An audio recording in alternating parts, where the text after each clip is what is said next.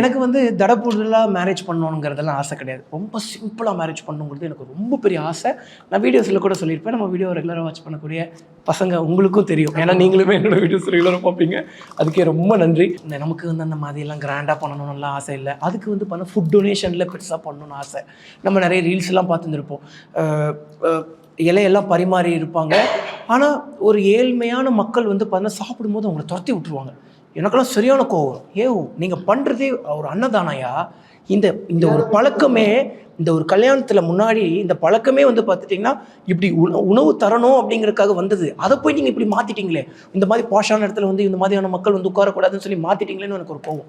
So அந்த மாதிரி இருக்கும்போது வந்து பார்த்தா நான் சிம்பிளாக பண்ணுறங்கும் போது எனக்கு பயங்கர ஹாப்பி. அது போக ஒரு கால சூழ்நிலை அப்படியே அமைஞ்சிருச்சு.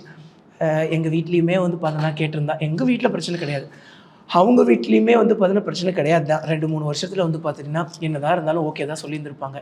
பட் இருந்தாலும் அது என் பொண்ணுக்கு வந்து அவங்க வீட்டில் அதை சொல்ல தைரியம் கிடையாது.